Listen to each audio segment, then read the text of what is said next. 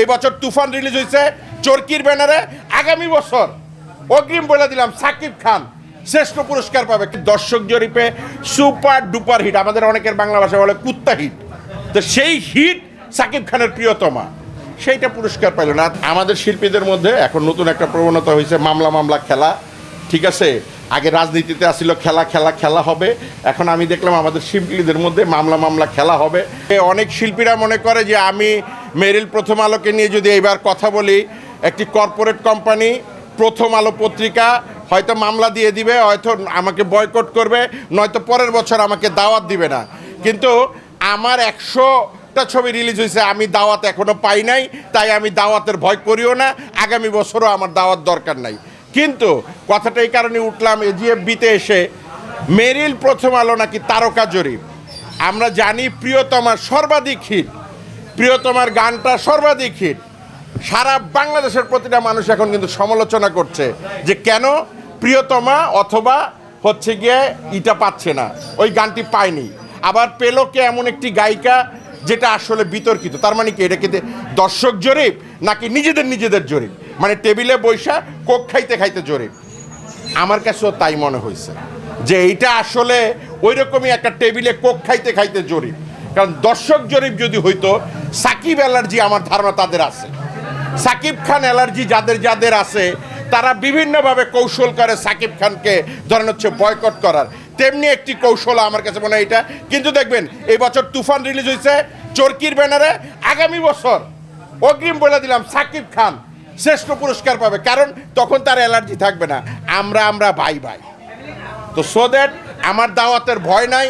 আমি সেই অ্যাওয়ার্ড নিয়ে এই জন্য একটু 2 লাইন বললাম, কারণ দর্শক যারা আমার, তারা সবসময় চায় আমি সত্যটা বলি। তো সদার এই সত্য বলতে যদি মৃত্যু হয়, বয়কট হয়ে যায়, আপত্তি নাই।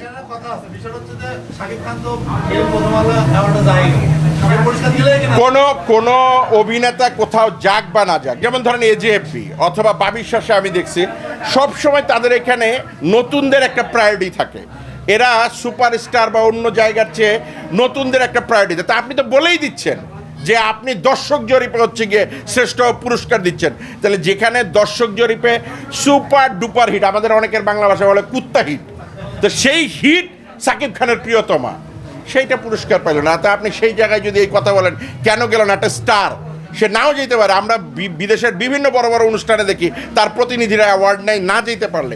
সো দ্যাট যাওয়াটা না যাওয়াটা বড় কথা না। যেমন আমাদের ডিরেক্টরদের পরিচালক সমিতির একটা অ্যাওয়ার্ড অনুষ্ঠান করেছে, ওইখানেও হচ্ছে গিয়ে এই ধুনফুনটা হয়েছে, বলতেছে তারা তো ছবি জমা দেয় নাই। ছবি জমা দেয় আমন্ত্রণ জানালেন না কেন? তো এই ধুনফুনের রাজনীতি এখন সব জায়গায় চলতেছে। আমি মনে করি যে এই সব জায়গা থেকে সবাইকে বের হয়ে এসে প্রকৃত অর্থে যারা গুণী শিল্পী তাদেরকে মূল্যায়ন করা, পাশাপাশি যারা নতুন শিল্পী, একটি অ্যাওয়ার্ড হচ্ছে একটি শিল্পীকে অনুপ্রাণিত করার একটি জায়গা, সেইটাও দেওয়া উচিত। আপনি দিতে পারতেন প্রিয়তমায় শ্রেষ্ঠ দিয়ে যেই মেয়েটিকে পুরস্কার দিলেন ওরা নবাগত হিসেবে দিতেন। আপনারা সবাই ইন্ডিয়ার হচ্ছে গিয়ে যে ফিল্মফেয়ার অ্যাওয়ার্ড সবাই দেখেন, ওরা কিন্তু নবাগত বলে নায়ক নায়িকাদেরকে পুরস্কার দেয়। দেখেন যে এই বছরের শ্রেষ্ঠ নবাগত নায়িকা, এই বছরের শ্রেষ্ঠ পার্শ্ব চরিত্র নায়িকা, কিন্তু আমাদের দেশে কিন্তু এটা নাই। আবার দেখেন এই যে পরিচালক সমিতি যে অ্যাওয়ার্ডটা দিছে, সেখানে সুরকাররে গীতিকাররে দেয় নাই।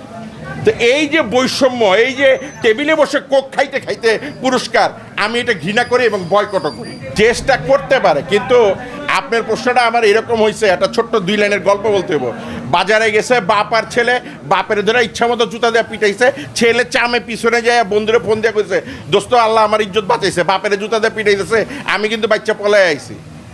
আপনি আপনার দেশের স্টার যে বা সিনিয়র যে, তারে মূল্যায়ন করবেন না, নতুনকে প্রমোট করার আশায় সিনিয়রকে অপমান করবেন, এই প্রমোটের তো দরকার নাই। এখন মিষ্টি জান্নাতের কথায় আসছেন, ভাইরাল হইতে এই সময় কে না চায়?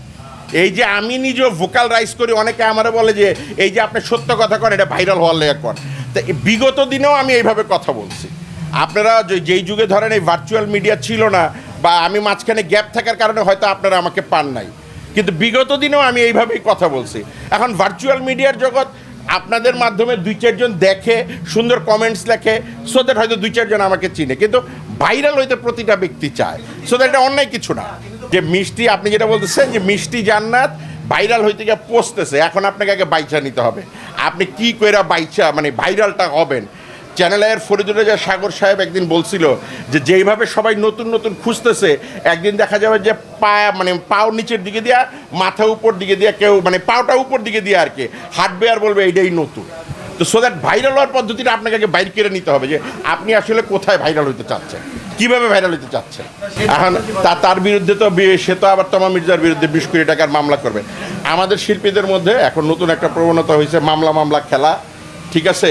আগে রাজনীতিতে আসছিল খেলা হবে, এখন আমি দেখলাম আমাদের শিল্পীদের মধ্যে মামলা খেলা হবে।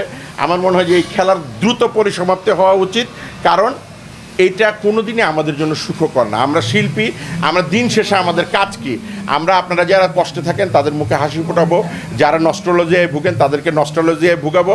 আমাদের কাজটা হচ্ছে আপনাদেরকে বিনোদন দেওয়া। এখন আমরাই যদি বিনোদনের খোরাকটা এরকম সমালোচনার মুখে হয়ে যায়, এইটা আমাদের জন্য দুঃখজনক। এখন আমি ভাই জীবনে কোনো দিন বিড়াল ধরিও নাই, বিড়াল পালিও নাই, দেখিও নাই। এখন এই যে আপনি বললেন থলের বিড়াল বের করবে নিপুণ, এইটা যদি উনি ভালো ধরতে জানে বা জানেন, তাহলে উনিই ভালো জানেন যে কীভাবে থলেটা আনবেন, কীভাবে বিড়ালটা ঢুকাবেন, কীভাবে ধরবেন।